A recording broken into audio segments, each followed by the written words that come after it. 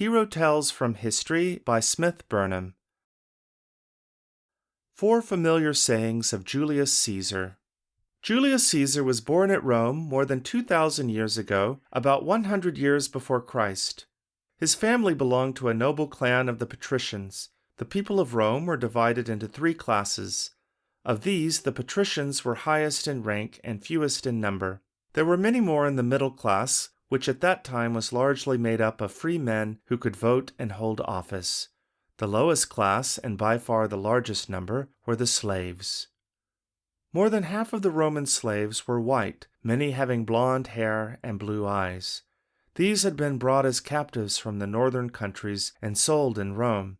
Some of the slaves, especially those who came from the Greek lands in the east, were more refined than the ignorant, brutal Roman masters for whom they had to do the hardest and dirtiest kinds of work. Worse than this, the Roman law allowed cruel masters to whip, torture, and even kill these educated men and women.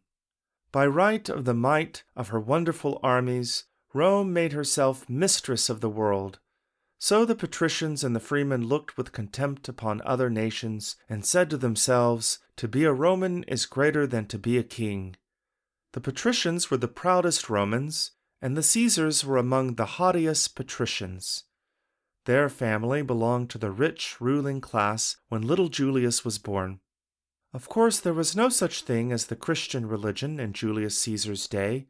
The only believers in the one true God were the Jews, who lived in the little, far-off country now called the Holy Land. The best educated Romans believed in Jupiter, Juno, Apollo, Venus, and many other deities who, they imagined, were ruling over them and who were as selfish and cruel as the Romans themselves. There were no public schools for children in Rome. Instead of millions of printed books, there were a few rolls of parchment on which Latin words were printed very slowly by hand. Instead of using paper to write on, the Romans scratched their letters and messages on tablets of wax with large needles. As there were no newspapers then, the people learned what was going on in the world by word of mouth from speakers in the Forum, an open city square with a stone platform around which crowded thousands of listeners. The highest ambition of the youthful Julius Caesar was to speak well to the people in the Forum and to win their friendship. He grew to be a tall, handsome, brilliant young man. He was not rich, and while his friends led lives of ease and pleasure, this young Caesar studied hard. He learned to read and speak Greek, because then the greatest poems, orations, and plays were in that language. He traveled thousands of miles to Greece and Asia Minor to learn to be a good speaker and writer, and though he was a patrician, his real sympathy lay with the poor and the middle class, whose side he took almost from boyhood. The Romans governed themselves in some ways as the people of the United States do today. That is, their consuls or governors were elected by the patricians and the free men. Sometimes the patricians were in power. At other times, the people of the middle class succeeded in electing their leaders. But in those cruel times, the winning party sometimes killed the chiefs on the other side and treated them all as if they were enemies at war. The uncle of Julius Caesar had been one of the chiefs overthrown in such a civil war, and the young man inherited his uncle's love for the cause of the common people. The first deed of Caesar that brought him into public notice took place while he was traveling in the East.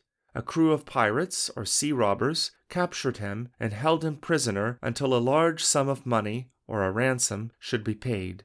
Julius Caesar succeeded in raising the amount and paid it to them to set him free. But before he left the pirates, he told them that if he ever caught them, he would have his revenge. Then he went and collected men and ships, caught his former captors, won back his ransom money, and ordered the ringleaders crucified. Crucifixion was the Roman penalty for pirates and other thieves. From the time Julius Caesar was 30 years old, he was constantly in one office or another in the Roman Republic. One early position was that of director of shows and sports. The Romans had theaters, with seats of stone rising one behind another from the central space, like the seats in a circus or college stadium. Here, thousands of people could see and hear actors, poets, orators, and debaters. One of these theaters was so large that 80,000 people could witness the games at one time. Instead of football and baseball, the Romans had running races and wrestling matches by athletes and fighters who came from all parts of the world. Most of them were slaves. Among them were men called gladiators, who fought each other with swords until one or the other was killed. The cruel Romans liked this part of the sport best. Julius Caesar provided such splendid shows and games that he made himself very popular with the people. He was elected to one office after another, and finally, after being sent as a kind of governor to Spain, was chosen one of the 2 consuls. The office of consul was the highest in Rome, and was somewhat similar to our president.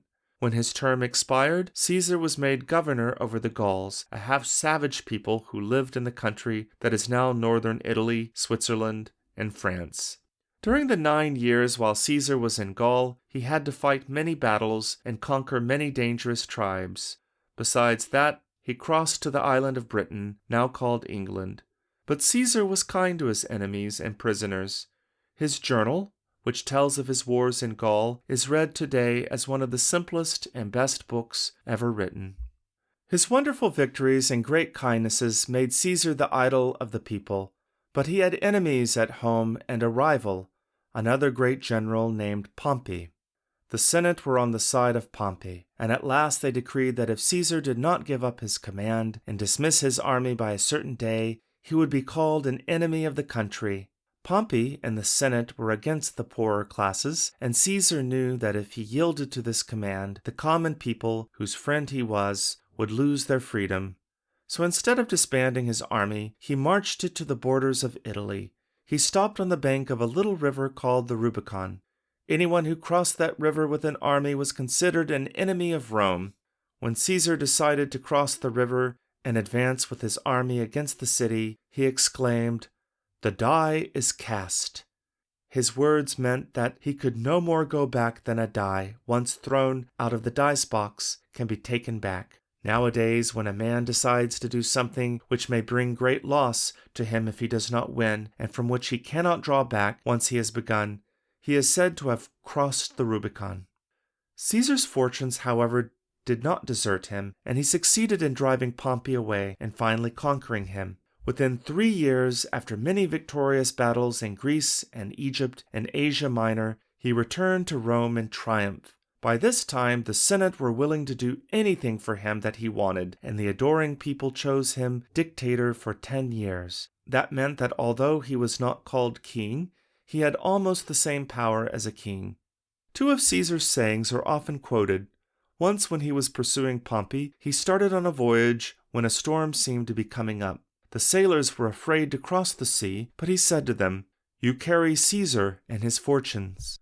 They set sail at once and reached the other side in safety.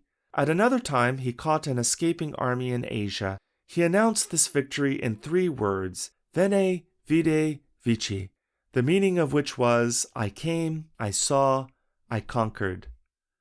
By his policy of kindness to the people as dictator, Caesar so won their love that they came even to worship him as one of their gods. The month and the year in which he was born was at this time named in his honor, for our word July is a shortened form of Julius. He governed Rome well and made many useful changes. One thing that he did was to arrange the calendar, which before this time was very clumsy. It was he who divided the year into months of so many days each, very much as it is divided now. The climax of Caesar's popularity was reached when he was offered a crown to show that the people of Rome wished him to be their king. He refused this honor 3 times in public, but not all the men of Rome shared in this admiration of Caesar, for one party, some of whom had been his friends, felt that his growing power was not good for Rome. They wanted their country to be a republic and not to be ruled by a king, so they began to plot against Caesar. On the 15th of March, 44 BC, just as Caesar was about to take his seat in the presence of the Roman Senate, a group of men gathered round and began plunging their daggers into his body. Among them was Marcus Brutus, for whom Caesar had done many kindnesses. When Caesar saw Brutus with his dagger raised to stab him to the heart, he exclaimed with a sad smile, "And thou too, Brutus?" Then, covering his face with his mantle, he fell down and died.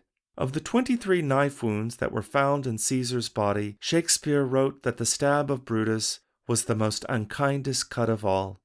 Although Caesar was murdered to keep him from bearing the name of king, the mightiest monarchs of modern times took the name of Caesar as the highest title a king could have, as the Kaiser of Germany and the Tsar of Russia. When these two recent Caesars were put down, there remained no ruler in Europe who believed in governing by the cruel Roman law that might makes right.